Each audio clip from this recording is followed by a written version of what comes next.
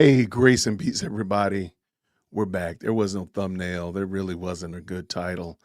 I just wanted to hop on because earlier today, I have to admit, I hadn't read much about or heard much about this alleged uh, rooming attempt by Erica Kirk, allegations rather, toward Erica Kirk. In my last live stream, it came up in the conversation because that's what Candace was talking about. And I didn't know much about it. I'm gonna be 100% honest with you. So I did a little bit of research, did a little bit of looking around. We did find somebody did send me a video on X, and it made a lot of sense, and it cleared up a lot of confusion that was out there. The young lady had there was a two-parter, and I didn't have the second part of it. Well, I have both parts of it now. So what I'm gonna do, just real quick, I just want to bring this back in. Shout out to this content creator on X. Um, the links are down in the description so you can check it out. Kirk was 25 years old. That was pretty loud. Um, I just want to put it. This is such an interesting time that we are in, man. This is an absolutely bonkers time that we're in, man. So let's just go over it. This is a young lady. She said, "Did Erica Kurt room a teenage girl?" Part one, and then of course I got part two coming up. So Green Hearts and Chapman, you can hear. She groomed a 15-year-old girl. Or at least that's what all of her haters across the internet want you to believe.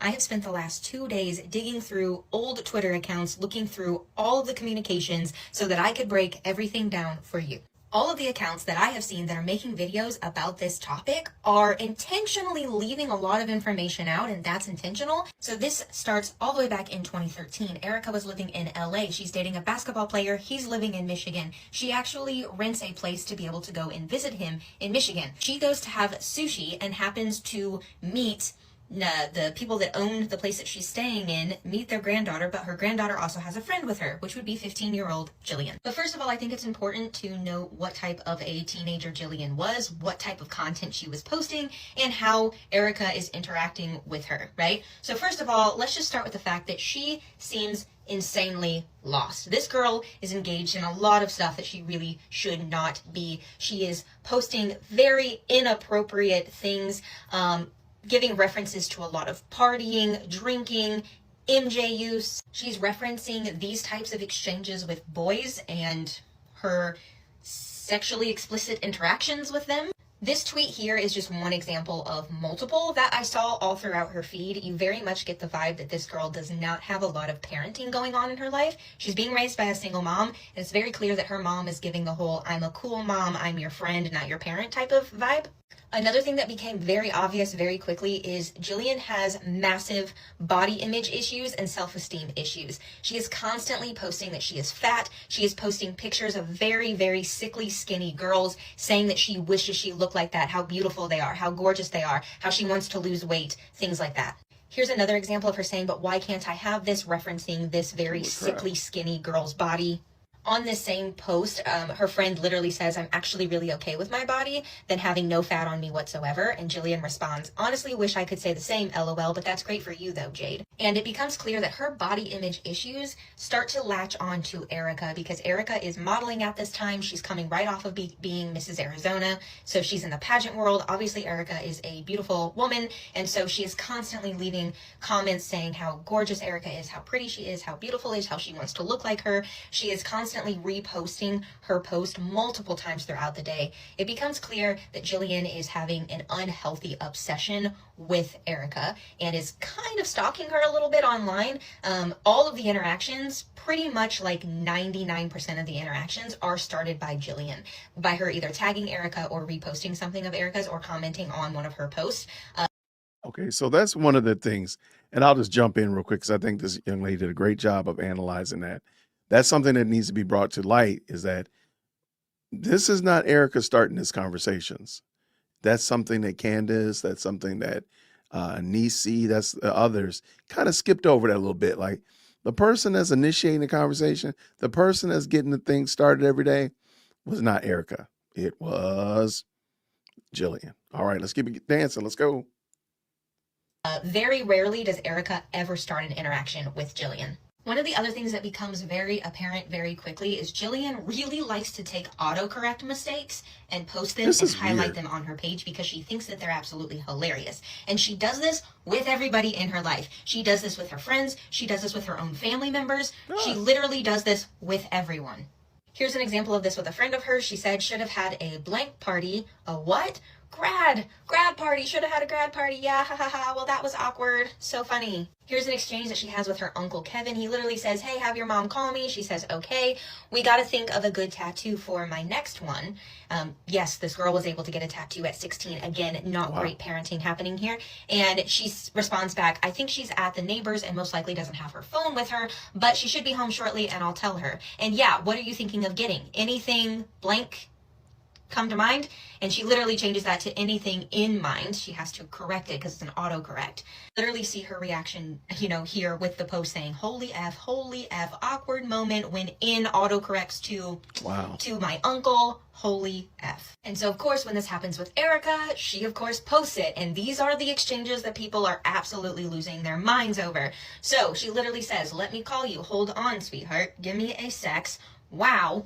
She responds, okay, laughing. She says sec, because she's clearly correcting because the autocorrect, messed up her words. So she's correcting it here. She says sex too, but not from you. LOL, because, you're literally a child. And she says, holy shit, laughing emoji. You always make me laugh. And she says, I don't bat for the other team just yet. She's making a joke. Clearly, this is her making a joke out of a very awkward autocorrect texting situation, something that every single one of us has experienced. It's very clear that Erika in this exchange is not going out of her way to make sexual comments to a child. This is an autocorrect situation. And again, this is something that Jillian highlights on her page in her content all the time with everybody. Here's another exchange where there's clearly an autocorrect texting situation happening that Jillian thinks is hilarious. Erika literally says, I forgot to tell you, hydrate tonight, no alcohol, don't eat a lot of salty foods, you don't want to look bloated. I'm guessing. And I mentioned this on the show as well. There had to have been a reason why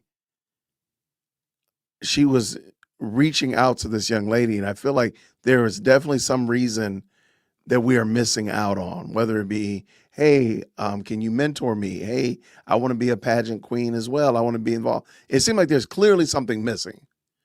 Like the genesis of this relationship is not she just knocked on the door and said, here's my phone number. That's silly. So what was the actual reason why? Okay, let's go. Jillian maybe had like an interview the next day, or she had clearly had something going on, and Erika's trying to give her like a pep talk here. Jillian responds, thank you. Erika immediately notices her mistake. I think it's because she thought she was talking to someone else, honestly. And she said, no alcohol. Really, Erika? Age recognition. Apparently I haven't had my coffee yet. Like making a joke about herself, calling herself a dingbat. And she's like, yeah, what the hell, dingbat. Erika? She said, well, on that bite, again, had to switch it to no. Well, on that note, and then she literally says, damn you, Siri, come on, hashtag the struggle. Literally, she is saying that, like, Siri is not, like, she's probably doing talk to text, honestly. Her talk to text is getting all jumbled because it is not working correctly. And she very clearly is pointing out that this conversation is not going how she wants due to autocorrect. This is the next one that people are freaking out about. And they're freaking out about it as if Erika sent this to her, but she didn't. Jillian is posting this on her own free will, okay? And she just is tagging Erika in this. This is not something that Erika said to her. She literally says, thank you, Erika, for making my whole week. And she posts this meme. I want to be inside your lady garden. Know what I'm saying? We know that she's obsessed with Erika. She literally has like this girl crush on Erika, right? And so, again, she is posting all of this on her own free will. Erika is not saying anything to her in this interaction. This is all Jillian here. This is another one that people are freaking out about. Why did Erika just send me this? A bunch of laughing faces. And she posts this emoji this Valentine's Day. I'm going to touch your butt. Okay, first of all, this is a joke from Finding Nemo where he's I didn't even know that. I'm going to touch the butt. It's the boat, and he touches the boat with his fin. I didn't realize that. Okay. Yeah, shout out. That's why it's really good to get context. Like I said, like there needs to be some context. To freak his dad out. Anyway, Erika, again, is not sending this to her that we know of. There's no proof that Erika actually did anything here. This is just Jillian tagging her in something. It looks like trying to get a laugh out of her, trying to get a rise out of her of some kind. But Erika did not start this interaction or send this interaction in any way that we have proof That's of. wild. This is fully Jillian posting this on her own free will. What we do see from Erika is a whole lot of her trying to build this girl up. Here she says, "Aw, I cherish you. I am so proud of you, sweetheart. Keep on dreaming big, babe. Always there for you, always." Here Erika's trying to hype her up about some type of an opportunity. She says, "Own it." She says, "I'll try. You deserve the opportunity. Everything happens for a reason, and God puts people in your path to help you get to where you need to be. Embrace it. Proud of you." She says, "Thank you."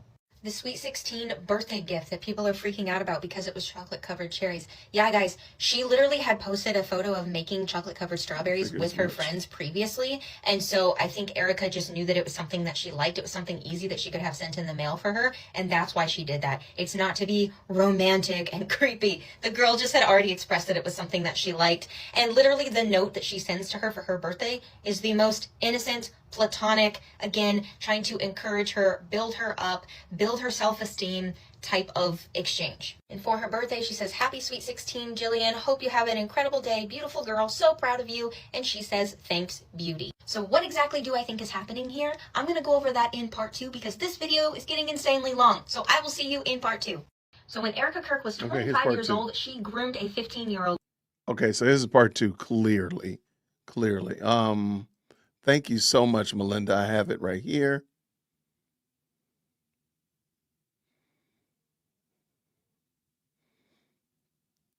All right, I'll bring this in. This is okay. Thank you very much for that, friend. Let's finish this up real quick. I wasn't planning on being long. I just wanted to go over this very quickly and make sure you all had this. And the links to both these videos are down in the description.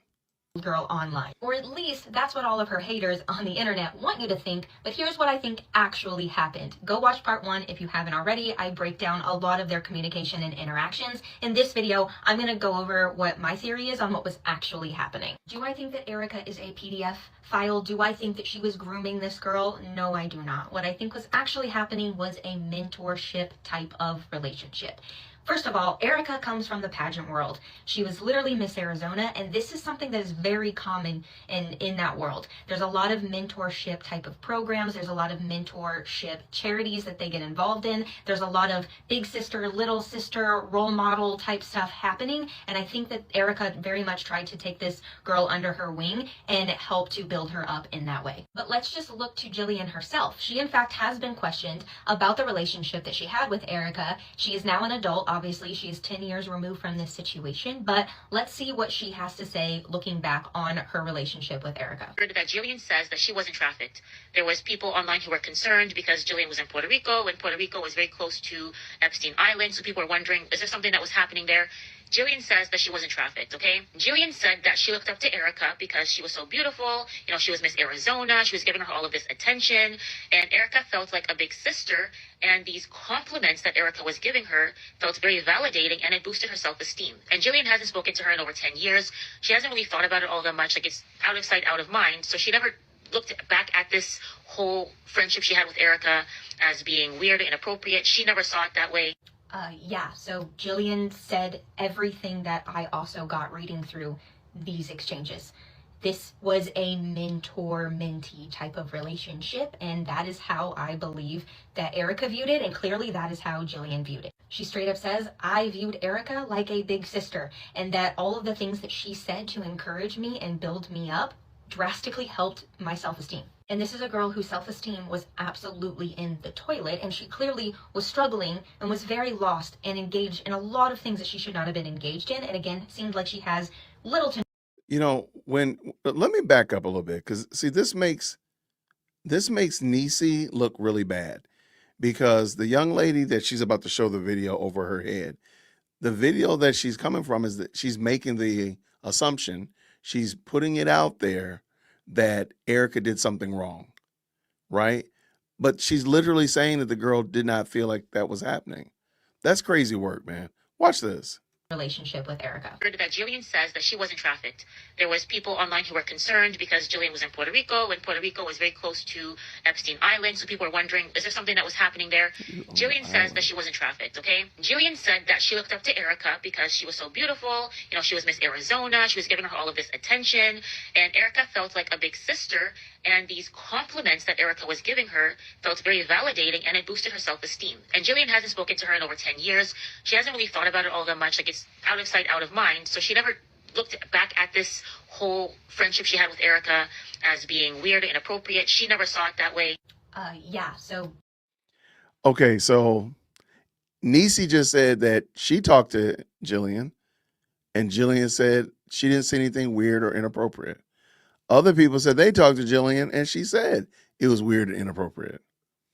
Okay.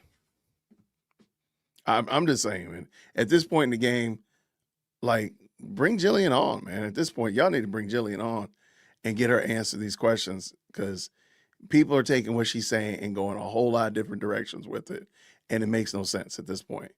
It just seems like, well, what are we doing? Okay, let's finish this up. Jillian said everything that I also got reading through these exchanges. This was a mentor-mentee type of relationship, and that is how I believe that Erika viewed it, and clearly that is how Jillian viewed it. She straight up says, I viewed Erika like a big sister, and that all of the things that she said to encourage me and build me up drastically helped my self-esteem. And this is a girl whose self-esteem was absolutely in the toilet, and she clearly was struggling and was very lost and engaged in a lot of things that she should not have been engaged in. And again, it seemed like she has little to no parenting happening. And so, yeah, it looks like Erika tried to kind of take her under her wing a little bit.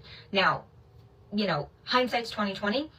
Now being a parent with her own daughter, would she look back on this and probably say, yeah, I probably should have had some clearer boundaries in place? Probably. It's not like the brightest shining moment of her life, obviously. But at the end of the day, do I think that Erika Kirk had nefarious intentions here? Right. Do I believe that she is sexually attracted to children? Absolutely not. That is such a ridiculously stretch of the imagination that it's not even funny. People are obsessed with Epstein right now, and all of these files that dropped, and people are digging into them, and they're reading some of the most horrific abuses that can happen to women and children. And so they are now combining that with their hatred of Erika Kirk and trying to morph it into something that it completely and totally is not. All right. Okay. I like that. Thank you. The links to both of those videos are down in the description. Okay, so shout out to Melinda. Okay, so yesterday on Gary's stream, he had Artie and Edie, and around minute 26:08, I think this is Artie saying this. No, I haven't gotten any meta, but apparently the girl said that she found nothing weird about it anyway. She was like, I was talking with Erika at the time, and apparently, according to whoever the guy was that was putting her information out there. Anyway, now I haven't been able to confirm that, but I'm not 100% certain who they were talking to, but it's pretty clear here that somebody else is corroborating it, saying that they didn't find it weird, or that the young lady did not find her relationship with Erika weird. So where is their rooming allegations coming from? If this young lady is saying that she didn't find it weird, where are they coming from? That's the $10 question. Maybe more than $10. $13.85 question. I just find it wild. So let me know what y'all think about it. I wanted to make sure you all had that because I know some people have been discussing it. I found it on X. I put it together. I definitely want y'all to check it out. And the problem that I have with it is that there's a lot of time and a lot of effort is spent, and I'd say wasted, trying to make Erika public enemy number one. For what reason? To what end is there for that? What is the purpose? I don't get it. It won't bring Charlie back. It won't tell you any bit more who killed Charlie Kirk, because of course, Candace doesn't believe that was Tyler Robinson. So that information dragging Erika, destroying TPSA will bring you no closer to reality of who killed Charlie Kirk.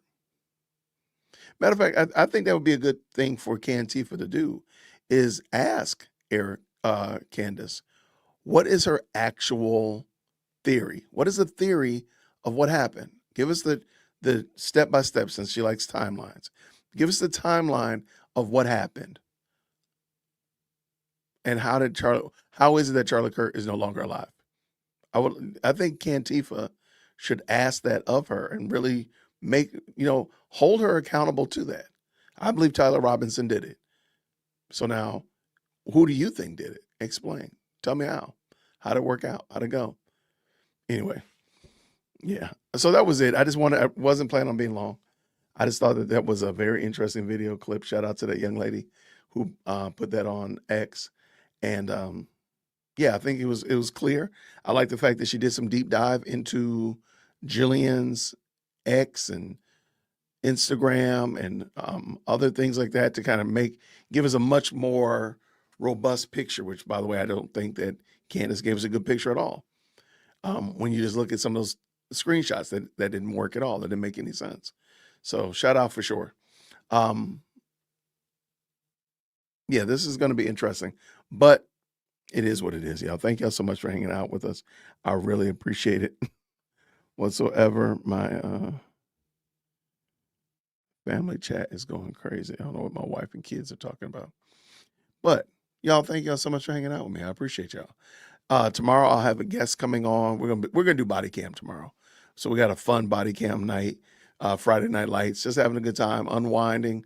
We won't be talking about conspiracy or anything of that nature. Just gonna have a good time chatting it up, finding out a little bit more about my guests, and of course, hearing what you all have to say. So hopefully you had a great night. Have a fantastic evening, everybody. Take care. Grace and peace. See you soon. Thank you so much for tuning in to another episode of the Jay Witt Podcast. If you enjoyed today's show, please do me a favor and hit me up with that 3-piece special. Like the video, subscribe, and of course, share it with somebody who would also enjoy this type of content. And make sure you leave a comment, because I do pin the best comments to the top. So thank you so much for tuning in today. And until next time, everybody, grace and peace.